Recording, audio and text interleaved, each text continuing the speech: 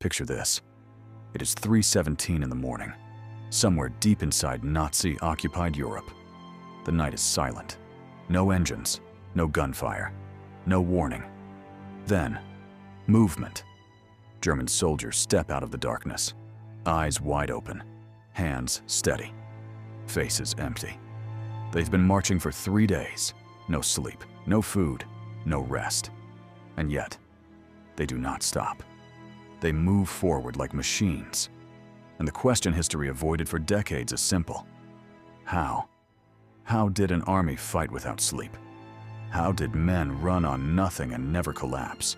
How did Germany move faster than human limits allowed? The answer was not strategy, not discipline, not genius. It was a drug. In 1939, the world expected another slow war. World War I had been trenches, mud, exhaustion. Generals believed the next war would be the same. They were wrong. Germany did not crawl forward. Germany exploded.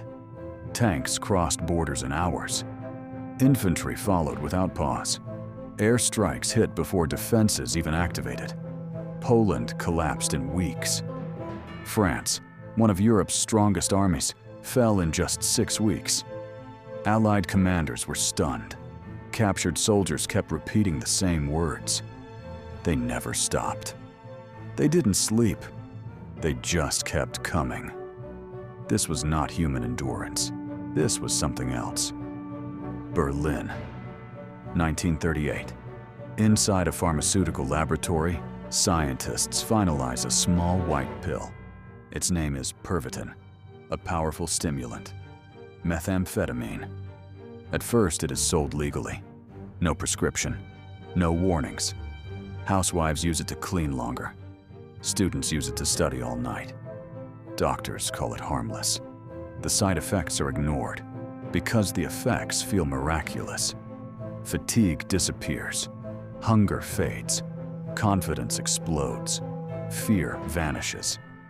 And when the German military discovers Pervitin, everything changes. Germany's war doctrine is simple. Blitzkrieg. Move faster than the enemy can react. But speed has one weakness. Humans need sleep. Pervitin erases that weakness. By 1940, millions of tablets are distributed. To infantry, to tank crews, to pilots. Even chocolate infused with methamphetamine. Soldiers call it Panzer chocolate. Commanders give simple orders. Take 1 pill when tired. Take 2 if necessary. No limits, no supervision. The results are immediate. Soldiers march for days. Pilots fly non-stop missions. Fear disappears. Men feel invincible. Eyewitnesses describe something unnatural. Soldiers laughing under artillery fire. Men charging machine guns without hesitation. Eyes that never blink. The drug does more than energize the body. It changes the mind. Time slows. Pain fades. Morality blurs. One soldier later writes, "I felt nothing. Not fear. Not guilt. Just motion." This was not bravery. This was chemistry.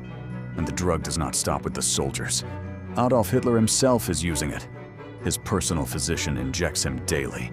Methamphetamine, steroids, opioids. Hitler becomes erratic, paranoid, explosive. Decisions grow impulsive. Rage replaces reason. The same drug fueling the army is now fueling the man leading it. Germany is no longer driven by strategy. It is driven by addiction. At first, Pervitin looks like a miracle. Then soldiers begin to collapse. Heart attacks, psychotic breaks, hallucinations. Men shoot shadows, attack their own comrades, freeze in terror. Military doctors issue warnings. They are ignored because the war cannot slow down. The army is no longer fighting with the drug.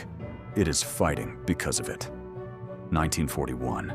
Germany invades the Soviet Union. The distances are endless. The winter's brutal.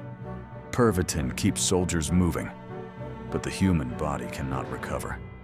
After days of artificial energy comes total collapse. Men sleep for 48 hours straight. Wake up shaking. broken. The Red Army strikes back. Germany slows. Blitzkrieg begins to fail. By 1942, the truth is undeniable. The drug is destroying the army. But withdrawal is worse. Without it, soldiers cannot function. Hands shake, minds fracture, bodies shut down. Pervitin becomes as important as ammunition. Factories prioritize its production. Germany is now chemically dependent on war. The drug does more than destroy bodies. It erases empathy. Executions increase. Atrocities intensify. Compassion disappears. Historians later ask an uncomfortable question. How much cruelty was ideology? And how much was chemical? There is no clean answer, only consequences. By 1944, Germany is losing. The drug cannot fix reality. Bombing raids destroy supply lines. Factories fall silent. Pervitin becomes scarce. Withdrawal spreads across the army. Depression, anxiety, exhaustion. The super soldiers collapse into shadows. When Berlin falls in 1945, the drug disappears. Quietly. No trials. No headlines. Just silence. Survivors return home. Many cannot sleep. Many cannot think. Many remain addicted for life. Doctors are confused. No one talks about the drug, because admitting the truth is terrifying. The most destructive war in history was not fought with weapons alone. It was fought with chemistry. And that experiment did not end in 1945. The drug still exists. Different names, different packaging, same effect. The Nazi experiment was not unique. It was a warning the world keeps ignoring.